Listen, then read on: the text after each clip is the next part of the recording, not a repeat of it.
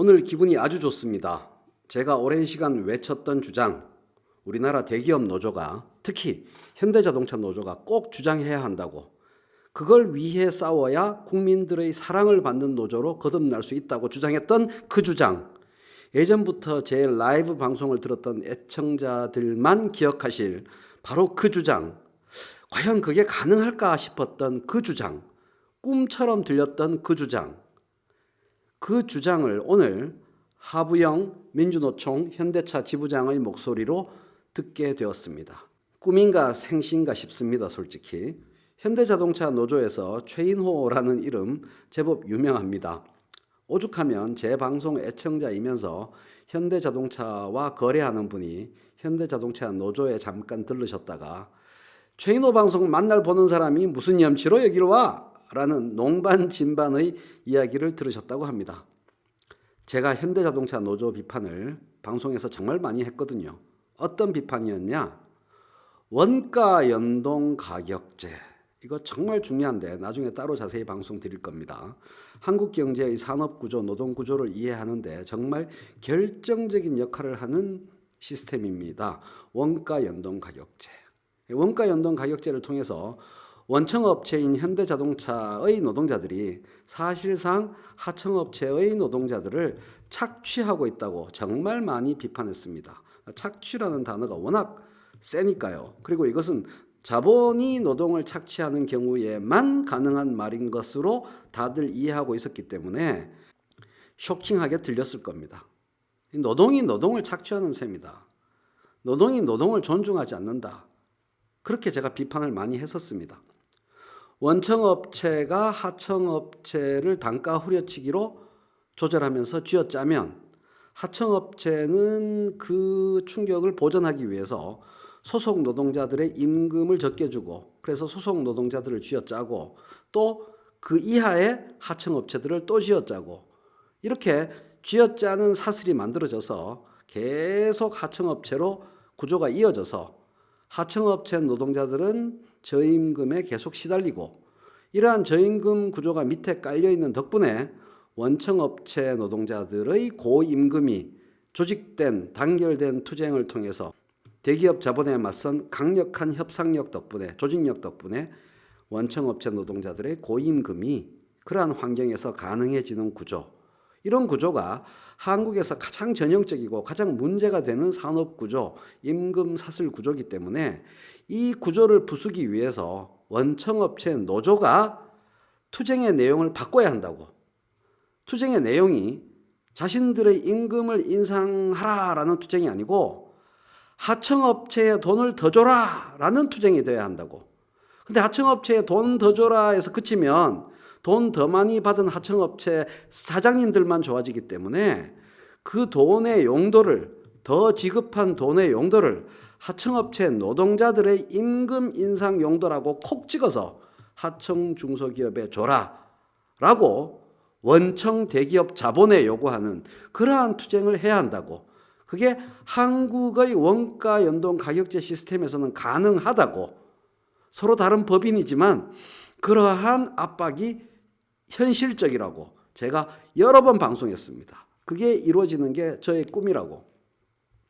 노동자 계급이 이 나라의 진보와 함께하고 진짜 진보적 주체가 되고 소득 양극화를 개선하는 주체로 나서야 한다고.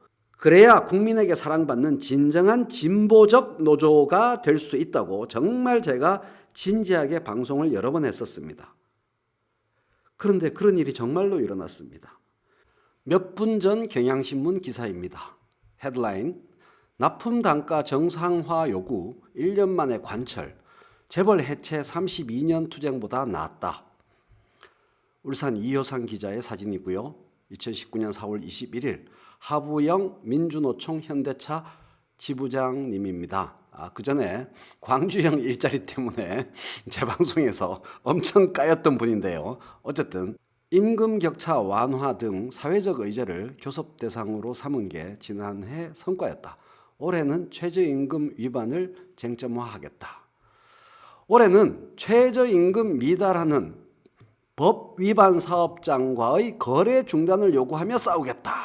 그러니까 최저임금 제대로 안 주는 하청업체들하고 거래하지 마라라고 현대자동차에 요구하겠다 이런 얘기죠.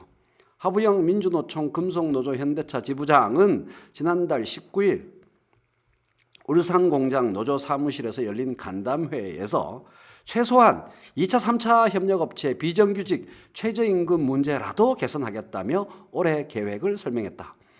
현대차 노조는 노동계에서 압도적 상징성을 갖고 있다. 그럼요.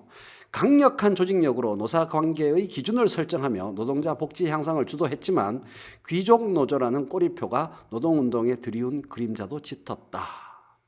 이분들이 노동자 복지 향상을 주도하고 자신들의 노동 조건이 향상되어야 그 주변의 다른 노동자들의 노동 조건도 따라서 향상될 거다라는 잘못된 현실 인식을 하고 있었기 때문에 꼭 이기적인 마음 때문이 아니고 산업 구조를 그렇게 이해했기 때문에 노동 구조를 그렇게 이해했기 때문에 그런 식의 투쟁을 했었고 그 결과로 잘못된 현실 분석의 결과로 귀족 노조라는 욕을 많이 먹게 되는 그런 상황을 맞이했던 거죠. 이제는 구조를 제대로 인식하시고 제대로 투쟁을 하시는 거죠. 27세이던 1987년 현대차 노조 창립에 뛰어들었던 그는 2017년 9월 지부장에 당선됐다. 30년 만이네요. 하 지부장은 임금 인상 투쟁이 주가 되었던 지난 노조 활동을 정리하면서 그렇게 40년, 50년, 100년 가는 게 그렇게 임금 인상 투쟁으로 가는 게 맞는 것이냐를 생각하게 되셨다는 거죠. 동일 가치 노동, 동일 임금을 지향했는데 돌이켜보면 정권과 자본에만 해결해 달라고 요구했지 우리 스스로 자주적인 노력을 한 바 없다라고 반성적으로 평가했습니다. 이건 정말 위대하고 아름다운 평가입니다. 현대차 지부는 지난해 임금 격차 완화 방안을 사회적 연대투쟁을 한 거죠. 사측에 제시했다. 협력업체 비정규직 중소영세기업 노동자들에게 현대차 노동자보다 더 높은 임금 인상률, 더 높은 임금은 아니겠고요. 더 높은 임금 인상률을 적용하자는 이른바 하후 상박 연대임금 전략, 연대임금을 위한 투쟁을 계속적으로 요구받았는데 현대자동차가 그것을 하고 있다 이런 얘기입니다. 했다 이겁니다. 노조의 요구에는 자연히 원청, 하청, 불공정 거래 개선과 납품 단가 정상화가 포함됐다. 이 납품 단가 정상화가 하후 상박 연대 임금의 경제적 기초가 되는 것이죠. 납품 단가 정상화가 안 되면 하청 중소기업에서 더 높은 임금 인상률을 적용할 수가 없는 거죠. 금속노조 분석에 따르면 지난해 현대기아차 노동자는 평균 4만 5천 원의 임금이 인상된 반면 115개 협력사 노동자 임금은 5만 6,106원 인상됐다. 차이가 별로 안 나는 것 같지만 이전의 역전된 관계를 생각해 보면 엄청난 변화입니다. 반면 현대차는 지난해 매출 원가 중 재료비가 6.9% 상승해 44년 만에 영업이익 첫 적자를 기록했다. 이 재료비 안에 하청 기업에 대한 단가가 반영되는 거죠.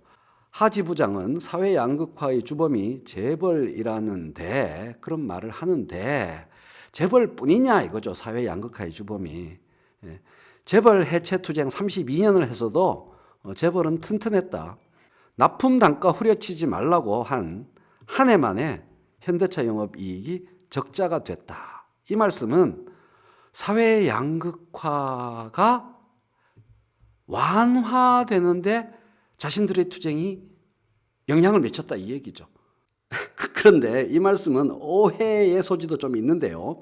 대기업 재벌이 적자가 되고 노동자들의 임금이 향상되고 그렇게 되어야 사회 양극화가 해소되는 방향이 맞다. 그런 말씀은 아니시죠? 아마 그런 뜻으로 말씀하신 것은 아닐 거라고 짐작합니다. 대기업 자본이 생산성 향상과 혁신 경영에 집중하고 노력해서 단가 후려치기가 차단되고 저임금으로 이윤을 만들어내는 게 차단되면은 이 방법밖에 없잖아요. 생산성 향상과 혁신 경영. 그래서 대기업 자본도 흑자를 내고 노동자들의 임금도 올라가고 그러한 방향의 성장, 윈윈 성장, 그러한 방향의 소득 양극화 완화, 그런 것도 얼마든지 있을 수가 있죠. 저는 개인적으로 그렇게 되어야만 한다고 생각합니다. 하 지부장은 지난해 현대차 노조의 최대 성과는 임금 격차 완화 등 사회적 의제를 노사 교섭 대상으로 삼을 수 있음을 확인한 것이다. 사회적 의제를 반영하는 사회적 연대 투쟁을 노사 교섭 대상으로 바꿔놓은 겁니다. 엄청난 진전입니다. 올해는 원하청 불공정 거래 법 및 제도를 개선하는 투쟁, 최저임금법 위반을 유도하는 최저입찰제 문제를 쟁점화할 방침이라고 말했다.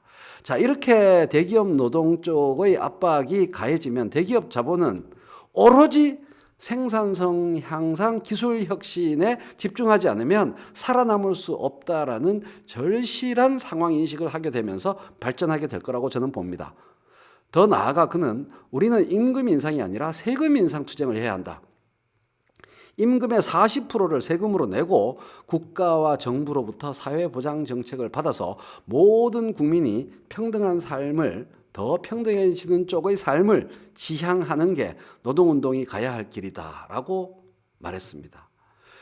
엄청난 인식 변화고 정말로 중요한 변화고 노조가 사회 전체의 진보와 함께하는 정말 중요하고 아름다운 변화입니다. 정말 늦었지만 다행입니다. 이게 소득주도 성장, 양극화 완화에 대기업 노동자들이 동참하는 방법, 사회 변화의 주체로 나서는 방법입니다. 더불어 잘 사는 방법입니다. 현대차 적자 문제는 대외적 요인과 재료비 요인 등등 여러 가지 이야기되어야 할 경제적 요소가 많습니다. 납품 단가와 1차 함수적으로 곧바로 직결되는 문제라고 단번에 결론 내리기는 힘들고요. 이것은 전문 연구가들의 과제로 맡겨두고요. 현대자동차의 훌륭한 투쟁에 박수를 보냅니다. 노동이 존중되는 사회라는 구호가 가지는 의미는 단순하지가 않습니다. 저는 자본이 노동을 존중하는 것도 필요하고 사회가 노동을 존중하는 것도 필요한데 노동도 사회를 존중하고 노동이 노동을 존중해야 한다라고 주장해 왔습니다. 진정한 의미에서의 노동이 존중되는 사회에 한 걸음 가까워지는 것 같아서 오늘 아주 기분이 좋습니다. 고맙습니다.